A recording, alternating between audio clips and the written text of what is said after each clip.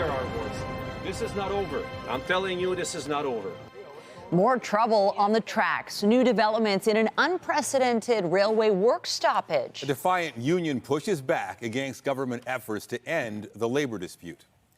Good evening. The rail lockout may be over, but now there's a threat of a strike. It means there appears to be no end in sight to the disruptions facing Canadian commuters and consumers. CTV's John Musselman is tracking these latest developments. He joins us live from a picket line tonight in Scarborough. John. Hi, Michelle. Yes, commuters were dealing with this again today. The picket lines remain up here at this Toronto rail yard, and the union says despite this order of binding arbitration, this isn't over yet. For the second day in a row, GO Transit riders on the Milton Line and Hamilton GO station were shut out of regular service. They've been caught up in the labor dispute between CN Rail, Canadian Pacific, Kansas City, and its unions. Luckily, the people have arranged a good train for us, a bus service, shuttle service from Cooksville to here. Like it takes extra like hour and 15 minutes or so. More than 9,000 rail workers were locked out early Thursday morning after they were unable to reach a new deal. Yesterday, the federal labor minister asked the Industrial Relations Board to impose binding arbitration. In Calgary today, the president of the Teamsters Union and the president of the International Brotherhood of Teamsters says the binding arbitration order is unacceptable. Well, our legal advisor are looking at our options right now. We believe that the Supreme Court decision regarding our right to strike, it's a constitutional right. And we believe that the application of Article 107 is not valid. To lose sight of the fact of who caused this problem right now. They chose to lock these workers out, and that's a disgrace. Meanwhile, officials with CN Rail say trains were rolling again this morning and workers were coming back to work. It blames the Teamsters for unnecessarily continuing the work stoppage. A prolonged stoppage could cost the economy billions of dollars. What we're seeing today is the union focus on getting back to the picket line and holding the country hostage instead of actually taking the steps necessary to get the economic recovery going and to make sure that people can get their jobs back, that commuters could get back to work. We also learned today that the Teamsters Union has issued a 72-hour strike notice against CN. Quote, by sidestepping the collective bargaining process and ordering binding arbitration, the federal government has undermined the foundation on which labor unions work to improve wages and working conditions for all Canadians. The union says it will take strike action to pressure CN into negotiating an agreement at the bargaining table. Now, this is still a fluid situation. The Relations Board may come to some type of settlement that'll get workers back. We just don't know yet for sure. Meanwhile, on Sunday, union officials say they will be holding a rally here outside the Toronto rail yard. Reporting live, I'm John Musselman. I'll send it back to you. Thank you, John. Meanwhile, we're monitoring a developing story tonight and a heavy police presence in a South Etobicoke neighborhood. Neighbors watching and worrying as armed officers surrounded a home. We're expecting an update from police this hour. CTV Siobhan Morris joins us live from the scene just off the Gardner and Browns line. Siobhan. Well, neighbors are definitely anxious to hear what police have to say and understand exactly what went down on this typically quiet residential street. I'll get out of the way so you can see exactly where police have been focusing their attention. It's a home where you can see the side door has been propped open. A forensic team has been here much of the afternoon, going in and out, collecting evidence and taking pictures. This afternoon, the emergency task force also swarmed this neighborhood. Steve Ryan, crime specialist with our sister station CP24, spoke with one neighbor who described some of what she saw. They proceeded to go into the house, and then we don't know what happened inside the house. How long were they in the house for, roughly? This what? Almost about 2 hours, on and off. They also had the K9 unit there as well, so it was quite a long time. It was about 12:30 that the whole incident started. The neighbor said ultimately police didn't come out with anybody in custody out of that home. She also said that right before police went in, she heard those members of the ETF yell to someone to drop a weapon. She heard that twice. Exactly what happened inside the home and in the surrounding area, we are waiting to hear from police. We are expecting to get an update from a homicide detective around 6:30, and we will bring that to you live. Reporting live, I'm Siobhan Morris. Nathan and Michelle, back to you. Thank you, Siobhan. We turn to a brazen crime caught on camera. A group of suspects firebombing a business in Liberty Village. The security video part of a Toronto police arson investigation. CTV's Beth McDonnell has the details. And around 3:30, I got an alarm saying broken glass. I have a whole security system. Caught on camera, one by one, the suspects throw Molotov cocktails into the tattoo shop as fire erupts from the front window. Co-owner Esteban Rodriguez rushing down to find smoke, damage, and officers on scene. And then right away, the police start asking me if I have any enemies. And I'm like, wow, that was the intro. Rodriguez says 15 people work at the store that's in Liberty Village near East Liberty and Hannah. While it's been over a week since the fiery attack and business is back to normal, the feeling of what's behind the destruction is not. There's the worry in the air. You can see it feels, everybody feels like we gotta be vigilant now. We gotta watch. I don't know, I gotta get in my car and be careful. It's like it's gonna be a bomb next to my car. That's kind of the atmosphere. So a Molotov cocktail is a combination of substances or chemicals that will explode upon contact. Now an arson investigation, Toronto police say it appears the store was singled out. In all, they're looking for 4 suspects in masks, 3 seen on camera in the video by the store, and a 4th on a bike police believe was acting as a lookout. What's happening behind the scenes with this? So investigators are looking at all angles, and definitely once we identify the suspects, those reasons may become more clear. Rodriguez says why anyone would do this is a mystery, but getting to the bottom of it is the focus. I was shocked because I thought, I don't know, somebody tried to just break in to steal something, and the fire, I don't know. So they tried to, I don't know. I have no idea what happened at the time, but that was kind of the highlight of it. It was like, oh, somebody targeted the studio. Why, I don't know. Have no idea why that happened. Police say crews put out the fire and no one was injured. They're hoping even though the suspects are wearing masks, people will study the video and images closely to help figure out who threw the Molotov cocktails and why. Beth McDonnell, CTV News. Also tonight, we'll take you back in the saddle at Woodbine Racetrack where the King's Plate is back on, rescheduled after being rained out. Who's riding home with the $1 million purse? The excitement in moments. And you can be sure organizers are relieved. There's no rain whatsoever in sight. We're heading into a very different summer weekend than last. Bright sunny skies on tap and solid warmth. A live look this hour at Nathan Phillips Square. Looks nice and clear and dry for, I'm sure, what's going to be a busy weekend there with all those tents set up. Jessica Smith is here with the specifics for us. There's a lot to like. There really is a nice southerly wind, 2 areas of high pressure, keeping us nice and clear. The conditions pleasant and a much different story from last weekend. And as we settle into this final full weekend of August, we are looking at great conditions for getting outside, whether you stay local or you maybe head up to the cottage. Temperature-wise, we're sitting kind of in that low to mid-20 range still, but we have a bit more of a humidex today, and it gets even warmer as we head into the day tomorrow. We're around 22 through the islands, a little warmer through Pearson, but we're kind of feeling around the same with that 27, 28 degree humidex value. Stepping into your Saturday and your Sunday, it is going to be great. We're looking at a ton of heat in a very summer-like forecast. Coming up, I'll have a full look at your long-range forecast as we say so long to August, but right now it's back over to Nathan. All right, thank you, Jess. It's a long-standing summer event steeped in tradition, but reined in because of some wicked summer weather. The King's Plate, postponed from the weekend, got back on track today. CTV's Mike Walker joins us live from Woodbine Racetrack with all the details. Mike. Well, Michelle, Nathan, Woodbine Entertainment says never before has this thoroughbred race been postponed like this in its 165-year history. As a result, 5 races were back on track, including the main event, the King's Plate, and admission into the grandstand was free today. Out of the gate and racing under clear skies.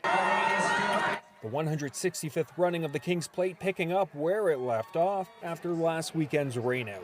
It was disappointing to miss the big race, but we're going to have it today. Some spectators who were caught in the record-breaking rain, like Ryan, my suit got all drenched, scrambled for a last-minute vacation day to be back at the track. I'm all dressed up for round 2, and hope is good. And the weather is nice than last weekend, so hope we're up for a good race. A scaled-down version with smaller crowds, but many are still embracing the spirit of the event, which is just as much about the fashion as it is the horses. So I don't know anything about horses or wagering. I just come here for the fashion. Saturday's deluge forced Woodbine Entertainment to postpone the event halfway through the card due to unsafe conditions on the racetrack for the horses and jockeys. Understanding we do these races 4 times a week, so the facilities were here ready to go. Woodbine CEO says they opted to stage the race today instead of the weekend due to revenue from wagering and to be the focal point with another major horse race, the Travers Stakes, south of the border tomorrow. And when we looked at the math, we felt that having a King's Plate to really create a real powerful Friday, combined with what we expect will already be a very solid Saturday, created the best combination of those 2 days. Refunds were issued to ticket holders after the rainout, and admission to the grandstand is free today to watch 4 major stake races that were also postponed ahead of the King's Plate. The main event has 13 contestants competing for the $1 million purse. Last weekend was a lot of fun, and today's going to be even better. The excitement, the fun, just the support. And some are taking advantage of the free admission for their first King's Plate, like the Hanslers, who are making it a family affair. It's an awesome opportunity, that's for sure. I've always grown up on the farm, and so I've never been out to the Woodbine racetrack before, and so it's a great opportunity.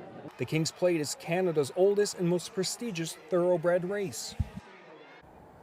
And the King's Plate race wrapping up just a few moments ago with Caitlin, her greatness coming out on top, upsetting the favorite, My Boy Prince, who finished in second. The King's Plate is the first race of the Canadian Triple Crown. Reporting live, I'm Mike Walker. Back to you. Thank you, Mike. And still ahead, Kamala Harris makes her case and makes history as she formally accepts her party's presidential nomination. The U.S. Vice President's powerful speech and eventual showdown with Donald Trump. The province's proposed ban on supervised drug consumption sites within 200 meters of schools and daycare centers may impact more facilities than previously thought. As CTV's John Woodward reports, public health officials warn the move done in the name of public safety could put many more people in danger. This is our safe consumption site. It's a small room, but it has all that's necessary to prevent fatal overdoses, oxygen, the opioid antidote, naloxone, and a peer worker watching over clients using drugs, says Client Services Director Michael Potvin. So if there's an overdose, we have equipment and people who are trained who can respond really quickly and save people's lives. The room put in the Homes First shelter on Lakeshore West in 2020, what the City of Toronto calls urgent public health needs sites. We deal with hundreds of overdoses. This supervised consumption site sees about 40 to 50 clients every month. They often sit at this stainless steel table, and when they're done, the needle goes into this sharps box. And it's one of several facilities that will be impacted by the proposed provincial rules beyond the initial list released this week. Of the 10 supervised consumption sites in Toronto, 5 of them fail the province's new criteria and will be slated to close. But there are also at least 3 urgent public health needs sites in this area. 2 of them fail the criteria as well, meaning the city could lose 7 facilities. The rules, the province's response to a gun battle outside one supervised consumption site last year. A stray bullet killed a mom of 2. But observers worry this response will kill many more. Many of them will die because they don't have a supervised site anymore to use the very, very toxic drugs that are circulating in our province. In one twist, the site at Kensington Market will close because of the proximity to the daycare it has run without incident. We do know they can coexist, also within that same proximity. The province has said it's just protecting kids. People are not going to die. They're going to get access to service.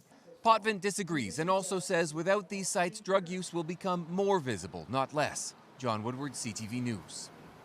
A 22-year-old from Brampton is dead following a crash on the 401 last night near Pearson Airport. Emergency crews responded to the westbound lanes of the highway west of Renforth just before 8:30 p.m. A car crashed into a light pole in the grass median. The driver died there at the scene. The highway was closed for several hours for this investigation. And take a look at this. Fire crews were able to put out the flames after a trailer truck caught fire this afternoon on the 401 in Scarborough. The CTV News chopper got a glimpse of the aftermath. The fire started around 1 p.m. in the westbound express lanes near Collins Road. No injuries were reported, and the cause of the fire is still under investigation. Meanwhile, 2 drivers are recovering from serious injuries after a crash in Aurora this morning. It happened on Bathurst Street between Wellington Street and Kennedy Street West, and there was significant damage visible to the 2 vehicles. Police put the word out about the crash at around 8:30, asking motorists to avoid the area for their investigation. The roadway opened around 11:30. The province has announced new construction projects on the 401 stretch in Oshawa. The Ontario government is replacing the Oshawa-Wilson Road overpass, which it says will lay the ground to work to widen the 401. The government says this is important because the population is growing and commute times need to be reduced. Construction's already started on the project, which includes installing taller light poles, noise barrier upgrades, and sidewalks. Whether it's to get to work, visit friends and family, or transport goods, the 401 is a critical artery for the people across the GTA.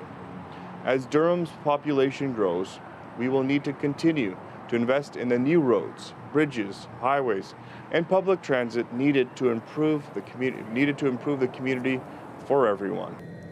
In addition to replacing the Wilson Road overpass, the province is also replacing Simcoe and Albert Street underpasses in Oshawa and rehabilitating overwater bridges in Clarington and Bowmanville. The Democratic National Convention wrapped up last night with U.S. Vice President Kamala Harris accepting her party's nomination for the top job. This comes as a new twist on the campaign trail gives a potential boost to Republicans. CTV's Camille Karamali explains. In many ways, this was the true arrival of Kamala Harris as a presidential candidate. I accept your nomination to be President of the United States of America. On the 4th and final night of the Democratic National Convention in Chicago, in her 40-minute speech, Harris pledged to lead for all Americans. Let us write the next great chapter in the most extraordinary story ever told. Her stories that night were personal. Her mother's journey as an immigrant from India and growing up in a working-class neighborhood in Oakland. As Commander-in-Chief, I will ensure. Harris spoke of her vision for the future, lowering the cost for everyday needs like healthcare and protecting abortion rights. She also said she's working with President Joe Biden to end the war in Gaza. Free Palestine! Without directly addressing the large pro-Palestinian protests taking place outside. Thank you, thank you. Even then, the consensus is the speech was a success. I believe that her base is going to be expanded by a lot of people who do not necessarily identify themselves with the Democratic Party, but know that she's the right candidate. But there are more votes up for grabs today after Robert F. Kennedy Jr. announced he's suspending his presidential campaign. In about 10 battleground states where my presence would be a spoiler, I'm going to remove my name. And endorsing Donald Trump. The Republican presidential nominee on the campaign trail in Las Vegas today took aim at Harris. But she lied about, she's increasing taxes, I'm decreasing taxes, and she put it the other way around. The first debate between Trump and Harris will take place in roughly 2.5 weeks from now. Harris's hot start in the polls, which is common during conventions, is expected to cool off, putting more weight on who will come out on top in the debate. Kamil Karamali, CTV News, Toronto. U.S. President Joe Biden announced new military aid for Ukraine today in the ongoing war against Russia. It came as India's prime minister visited Kyiv today to meet with Ukrainian President Volodymyr Zelensky. Zelensky called Modi's visit to Ukraine historic. During the meeting, Modi affirmed India's commitment to making proactive contributions towards peace efforts. The two leaders also visited a memorial honoring the children killed in the conflict with Russia. Modi's visit to Ukraine comes just weeks after his trip to Russia, which received global criticism. In Russia, security services shot and killed 4 inmates who'd carried out a deadly plot at a penal colony. Officials said the group took hostages, fatally stabbed 4 prison staff, and posted videos online describing themselves as Islamic State militants. They also expressed support for the March terrorist attack on a Moscow concert hall that left 154 people dead. Russian state news said the hostage takers were from Soviet or former Soviet Central Asian countries. Fighting and shelling resumed in central Gaza today. Tank shelling and gunfire could be heard in the area of Deir el-Balah as mediators continue to push for a ceasefire deal that would end the 10-month war between Hamas and Israel. Israel's military has said it's keeping up the fight against Hamas and other militants. A Palestinian civil defense spokesperson said 24 people were killed by Israeli military strikes throughout Thursday. Also today, Israel's military released footage of an airstrike in southern Lebanon, saying it showed the destruction of a Hezbollah terrorist cell. The Iran-linked group has been exchanging fire with Israel since Hamas's October 7th attacks last year, and there's been an increased intensity in recent weeks. The deadly tensions along the Israeli-Lebanese border have also prompted concerns a wider conflict could break out if the situation doesn't calm down. The confirmed death toll in a bus crash in Nepal has risen to 27. Local officials say at least 16 others are hurt. The bus was carrying dozens of pilgrims and fell about 150 meters off the highway. Police and Army rescuers helped pull people from the wreckage about 120 kilometers west of the capital city, Kathmandu. Bus crashes in Nepal are mostly caused by poorly maintained roads and vehicles, and much of the country is covered by mountains with narrow roads. In South Korea, 7 people are dead, 12 hurt after a fire at a hotel last night. It happened in a 9-story property just west of the capital. Officials say it started in an unoccupied room and didn't spread very fast, but there were no sprinklers present. The flames then sent toxic smoke that quickly filled the building's upper floors. A new volcanic eruption in Iceland is offering a fiery display of the forces of nature. A fissure stretching several kilometers opened up in the country's southwest last night after a series of earthquakes. Lava came spewing out of the eruption, which is the 6th in the area since December. The Blue Lagoon, a popular tourist site and geothermal spa, was evacuated, as was a nearby town. But officials say critical infrastructure hasn't been affected and the eruption is dying down. Coming up on CTV News, a life-altering accident forced him to rethink his plans for the future. But with custom support and care, all new Paralympic dreams are possible. I'm Pat Foran. Coming up on Consumer Alert, if you rent a car, you'll be asked if you want to pay extra for car rental insurance. It can be expensive and you may not need it if you have coverage with your own insurance policy or a credit card. But there could be limitations. I'll have my reports. That's just ahead. And if you're looking to kick off the weekend with some fun rides and fun food and you're heading out to the CNE, a fantastic forecast even after the sun sets, holding on to a decent amount of warmth. Coming up, I'll have a full look at your long-range forecast for the rest of the weekend and the last week of August. And stay with us. We have another full night of great shows for you right here on CTV.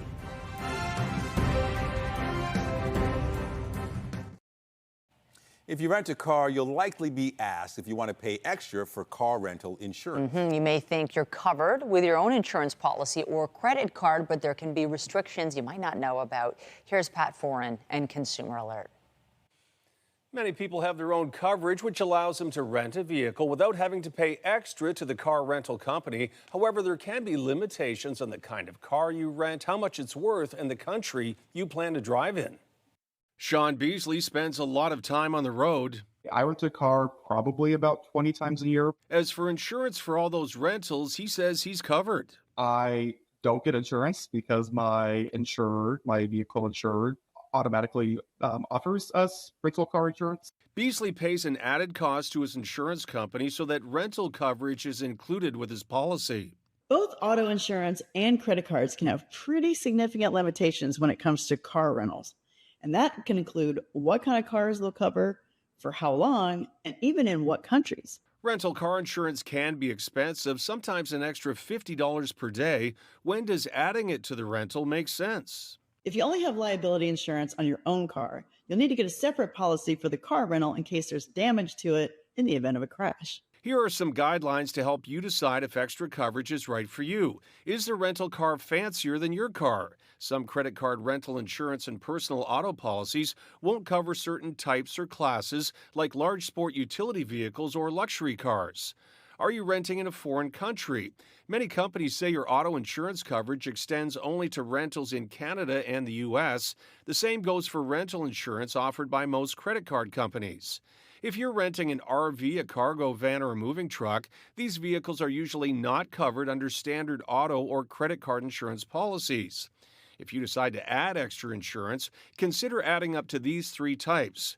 Collision damage waiver, which covers damage to the car in case of a wreck, loss damage waiver, which protects you from theft and damage to the car, and liability coverage covers you if you are found legally responsible for property damage or for injuring someone while driving the rental.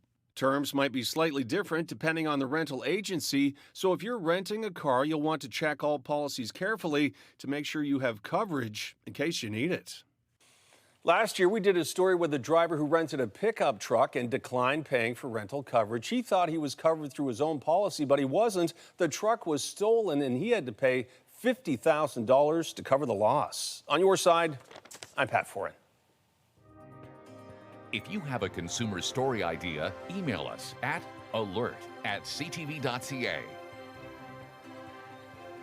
All right, maybe a road trip this weekend with insurance, of course, Yes. or right, or something else, because these weekends of August are winding down. I'm sure a lot of people have great summer plans. Jessica definitely does. She's about to be off for a week, which is exciting. Yes. And the weather's cooperating. I mean, it even looks good into next week, too. It really does. We wrap up the month of August in such a beautiful way with just that right amount of heat where you can get outside, you can still go for a swim if you want to, and you don't need any of those layers. But we are dealing with humidity just a little bit. So as you plan your weekend, make sure you factor in hydration and sun protection, because that's what I'll be doing when I'm off next week. But it is going to be beautiful no matter what you're doing this evening. And if you're going out to, say, the C&E, or maybe you're heading out to a cottage, it'll be great. It has been a fantastic few days for the C&E. A little fresh to get the week started, but I feel like I can smell the donuts and all the deep fried deliciousness even through the video here. It is my favorite part of the C&E is the snacks for sure. Temperature-wise, it is really beautiful as we head throughout the rest of our evenings. If you're going out tonight, yes, it is comfortable, but factor in that we still have a little bit of humidity holding on. We're sitting at 24, it feels like 27, and really right around southern Ontario, we're kind of at that seasonal mark. Still some heat up towards Moosonee, but we are going to see things kind of average out as we head throughout the weekend. For us here in the GTA tonight, very seasonal. A beautiful night ahead of us with a really light kind of southerly wind. Almost everybody back towards the seasonal mark with the exception of Bancroft. They're still just a little cooler. Into the day tomorrow, the final full weekend of August. Sunny, seasonal, and just that right amount of humidity where you can get outside without it being oppressively hot. Almost everybody into the upper 20s, feeling into the low 30s, so it is warm, but not heat warning criteria warm. So I guess that's something good to look forward to. A bit of a cold front will make its way through northern Ontario. That rain stays up there. We stay relatively clear here in southern Ontario thanks to 2 different areas of high pressure that will keep us safe from all the active weather that will make its way through northern Ontario. A few light clouds for the early evening that pushes out as we head through the overnights, and really and truly it is just a fantastic weekend. There ain't much to say about it because it's just really, really good. As we step in towards our Saturday evening, we're going to hold on to, again, temperatures a little warmer, so it's a little more challenging for sleeping if you don't have AC. Heading into Sunday, just lots of sunshine out there. A few wispy clouds, some spotty showers in northern Ontario. We could see some pop up a little further south. That's thanks to that cold front in northern Ontario, but the bulk of the rain nowhere near us, and we are holding on to that as we head in towards next week. We are staying just above that seasonal mark. So if you are traveling anywhere in Ontario for this last week of August, it is going to be really beautiful, but a little bit humid. The humidex values climb back into the 30s and they stay there as we head in towards the weekend and through to the beginning of next week. Overnight, it's pretty seasonal tomorrow, and then we hold on to a lot of that warmth. There's really nowhere for it to go, so all that daytime heating takes place every day. We cool off a little bit at night, but not enough for it to go back towards seasonal. So your Monday, Tuesday, Wednesday, Thursday, Friday, fantastic, but it is a little warmer in the evening. So if you play sports outside, it'll be kind of tricky. If you don't have AC, again, it's a little bit tough. The chance of maybe some passing showers as we head in towards Wednesday, but as we head throughout the rest of next week and we step in towards the final few days of August, it is going to be fantastic. After a bit of a rainy start to the summer season, we are holding on to a stretch of sunny and dry days, and perfect for enjoying the final days of summer vacation for a lot of kiddos out there. Michelle, I'll send things back to you. We deserve this, Jess. Thanks. Thanks. There's more transit-related construction coming down the tracks downtown. Be warned, starting September 3rd, the 509 Harbourfront streetcar will be replaced by bus service along its entire route for more than a month. Service will be restored for part of the line in October, but streetcar overhead upgrades are set to last until January. The TTC says streetcars will run to accommodate an influx of visitors for Taylor Swift's concerts in November. Also tonight, stemming the tide of COVID's summer wave and preparing for an expected surge in the fall and winter. But when will new updated vaccines arrive?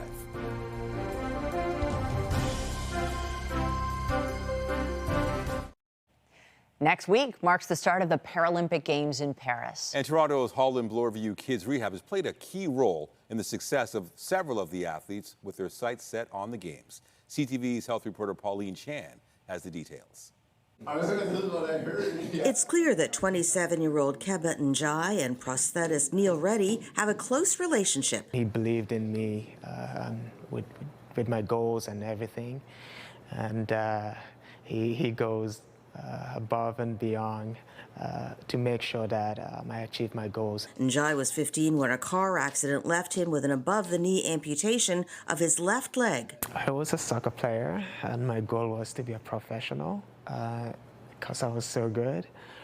And then, unfortunately, the accident happened. At first, he feared he'd never walk again, but he did. And eventually, he set sprinting at the Paralympics as his goal. Really, in the last probably year and a half to 2 years, you can start to feel the intensity kind of ramp up, where he was being able to regularly train with Team Canada. Njai has an everyday leg and a special running blade emblazoned with 7 stars representing his personal struggles, the coat of arms from his native Gambia, and a maple leaf. But unfortunately, Njai won't be representing Canada next week. He missed the cutoff qualifying time by less than 2 seconds, but he's made the LA Games his goal. There's things we can tweak. Can we test out maybe different components, like a different blade? We did go through a large process for that. He'll build his physicality as well and just work on technique, but we'll be here the whole time supporting. Holland Bloorview does have 2 clients who will be competing in Paris, Shariana Haas and Marissa Papakonstantinou. I'm also going to support all the para-athletes. They're all hard workers and they all deserve to be there. And Keba Njai will be watching, cheering, and hoping. Pauline Chan, CTV News. New figures from the province reveal the impact of an ongoing summer COVID wave. The most recent data from Public Health Ontario posted today is from August 11th through to the 17th, and it shows the province with a COVID test positivity rate of just over 14%, matching a spike seen in July and then not since January. 614 hospital beds were occupied by COVID patients in that time, and 4 people died of the virus. In Quebec, more than 1,200 people with COVID are in hospital, their highest level since winter. And a listeria outbreak linked to several plant-based milk products appears to be slowing down. No new cases have been reported in the last 2 weeks. 3 people have died here in Ontario, and 20 have been infected across 4 provinces after drinking the now recalled Silk and Great Value products. The Public Health Agency of Canada says it won't declare the outbreak over until at least early October due to listeria's incubation period of up to 70 days. The federal government is restricting the sale of flavored nicotine pouches. Starting next week, it will be illegal for gas stations and convenience stores to sell them. First thing is these flavors, tropical punch and fruity breeze. I mean, these aren't marketed to you and I, right? These are going after kids so they can get them addicted and be consumers for their whole lives. It's part of Ottawa's measures to reduce youth access to nicotine products. They'll only be sold at pharmacies, with all flavors except mint and menthol banned. Restrictions will also be placed on labels for all nicotine replacement therapies, such as lozenges and gums. Manufacturers will have a 6-month grace period to alter packaging to include warnings about addiction and the health risks. Jamie Lee Curtis is calling out paparazzi photographers, saying they intruded on the filming of the Freaky Friday sequel. Curtis was spotted with co-star Lindsay Lohan filming a scene on the beach for Freakier Friday, a sequel to their 2003 film where they portray a mother and daughter who switch bodies. Curtis shared the photo herself, adding, "We have tried so hard to keep our story a secret and private until it's time for release, but once in a while an image comes out and it doesn't tell you anything about the story or about what's going on with the characters. But it does show that the joy and fun that we had making Freakier Friday." She encouraged fans to see the movie in theaters next year. Fans are getting a first look at the new entry in the Lord of the Rings saga. We come with an offer to strengthen Rohan. Warner Brothers has released the trailer for a new anime feature film set in the world of Middle-earth. It's a prequel set 261 years before the events of the Fellowship of the Rings and includes Succession star Brian Cox among the voice cast. Lord of the Rings, War of the Rohirrim is out in December. I probably butchered that, sorry. It's all right. Hollywood is bracing for a weaker weekend at the box office compared to the past few. Is this really where you want to spend the rest of your life? You know I don't. Deadline reports space thriller Alien Romulus is likely to have the edge once again in ticket sales after defeating Deadpool and Wolverine last weekend, although the numbers could be close. New entries like Blink Twice and The Crow are forecast to have opening weekends relegated to the single-digit millions of dollars. Fan Expo continues this weekend at the Metro Toronto Convention Centre. Our cameras stopped by today to check out some of the elaborate costumes. The festival is the largest comics, sci-fi, horror, anime, and gaming event in Canada and the third largest pop culture event in North America. And it started as a small comic book convention with just about 1,500 fans, and it has grown into a major attraction, drawing hundreds of thousands of visitors right into our downtown core. The expo will wrap up on Sunday. After the break, he's the team's most popular player, yet he's never played a game. Keanu Reeves signs a one-day contract with the OHL's Windsor Spitfires and makes a huge save.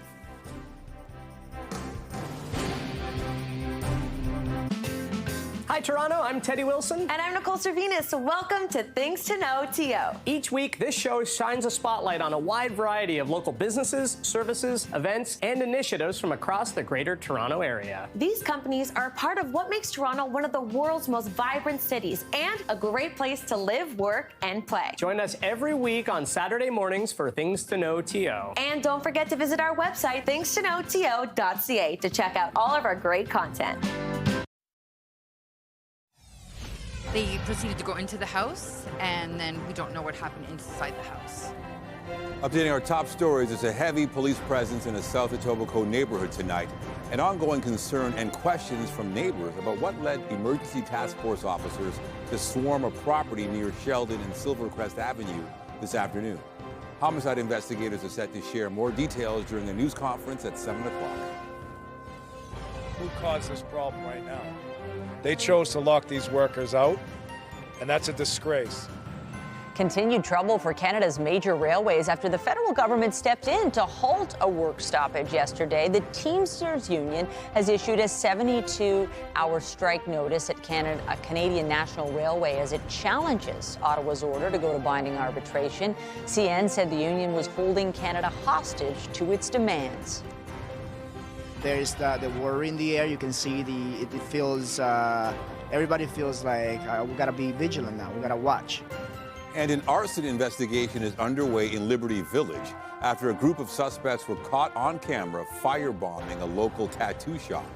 Toronto police say it appears the business was singled out. They're looking for 3 suspects seen wearing masks and a 4th on a bike believed to have been acting as a lookout. Remember to keep up to date day and night through our website, ctvnewstoronto.ca, and you can download the CTV News app. Canada's bank stock index hit its highest point since 2022 today, helping to push the Toronto market to a new record. Andrew Bell of B&M Bloomberg has the details in business. Hello there. Investors are betting that lower interest rates will eventually reduce the burden on debt-laden Canadians and boost banking profits. The index of Toronto's bank stocks, which have been stellar performers over the years, reached its highest since 2022 today. Royal and National Bank traded in record territory, and CIBC added to gains that have pushed the stock about 15% higher this year. The strength in banks fueled a rise in the Toronto Composite Index, which ended at a new record high. Investors were also encouraged by Ottawa's move yesterday to end the railway labour stoppage by pushing the dispute to arbitration. Meanwhile, the market thinks Federal Reserve Chief Jay Powell has now all but promised that his central bank will cut interest rates on September 18th, and U.S. stocks also rose. In a widely watched speech, Powell said, quote, "The time has come to reduce borrowing costs." The S&P 500 moved closer to its mid-July record high. And finally, if you find the incessant beeping and electronic jibber-jabber in your car exasperating, you're not alone. Market researcher J.D. Power says drivers complain that some technologies, quote, "are of little use and or continually annoying." The website driving.ca says a great example was the Active Park Assist system by Ford. It purported to semi-autonomously parallel park a vehicle, but the website says never really worked. On the markets, the Canadian dollar traded at 74.01 US cents, up about half a cent. West Texas Intermediate oil traded at $74.83, up $1.82. Western Canadian Select oil was at $58.45, up $1.20. And the TSX Composite ended the session at 23,286.08, up just under 249 points. That's the latest in business. I'm Andrew Bell of BNN Bloomberg. The Business Report is brought to you by Canadian Western Bank, the bank built for business. The Toronto Argonauts welcomed back quarterback Chad Kelly to the lineup last night as they took on the Saskatchewan Roughriders. Kelly was reinstated by the CFL following a 9-game suspension for violating the league's gender-based violence policy. The Argos were behind the entire game before tying things up in the fourth quarter and a chance to win on a field goal with no time remaining. Well, the kick missed wide, but with 1 point for a missed field goal, the Argos won the game 20-19 to improve their record to 6-4. And a high drive to left field. And this ball is gone. And the Blue Jays opened a series with the Los Angeles Angels last night. They scored 5 runs in the second inning to open up a big lead. The Angels fought back in the 9th inning, but the Jays hung on for the 5-3 win. The two teams meet again tonight. A Canadian star, once in hockey, now in films, is giving the OHL's Windsor Spitfires a major boost. Keanu Reeves, who was once a goaltending prospect for the Ontario Hockey League, signed a 1-day contract with the Spitfires while he was in Windsor for a show. He signed a collection of memorabilia, which will be auctioned off for the Canadian Mental Health Association.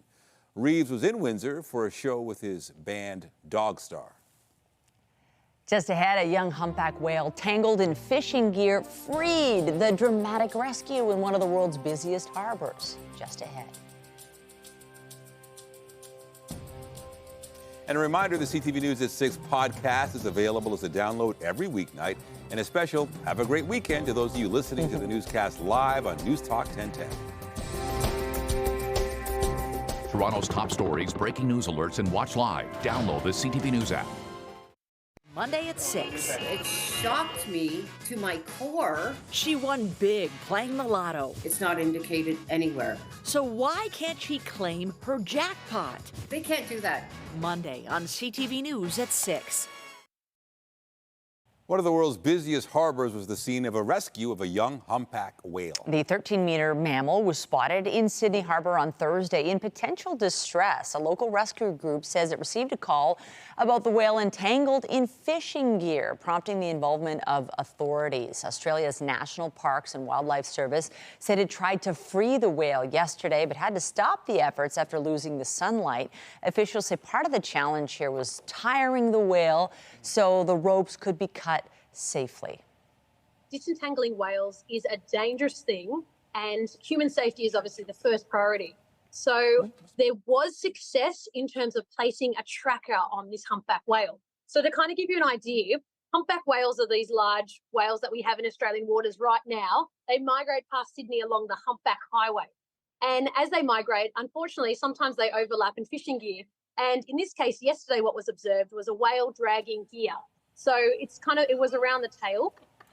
How cool. She has props there. That's amazing. So once this whale was safely tired out and rescuers were able to get close enough, they used specialized cutting equipment, blades attached to poles to cut the whale free. It was then seen swimming south, and officials say looking fantastic. You know what? Anything on the water right now looks fantastic, Yes. especially heading into the weekend. Yay! It is going to be such a nice weekend. I feel like we've had some great weeks over the summer, but it always ends up raining just in time for the weekend. So much different story this weekend. And for a lot of folks, as they get ready to settle in towards these last few days of maybe some summer vacations, or for the kids before they go back to school, it is a picture perfect weekend if you're out on the water with all the bright safety gear. If you're at the C&E, hydrated and wearing your sun protection, all the fun safety things, right? But high pressure keeping us nice and clear and dry. We're sitting at 24. It feels like 27. At home tomorrow, it's going to be beautiful. And as we step throughout the rest of the weekend, absolutely stunning. And an above seasonal week ahead. So I give you sunshine for the week ahead. Oh, thank you so much, Jess. That's it for us, but be sure to join Heather Butts tonight at 11 for CTV National News, followed by Zoraida Allman with your next local newscast at 11:30. In the meantime, our coverage continues anytime on CP24 and online at ctvnewstoronto.ca. For Jessica Smith and the whole team here, thanks for watching and have a great weekend.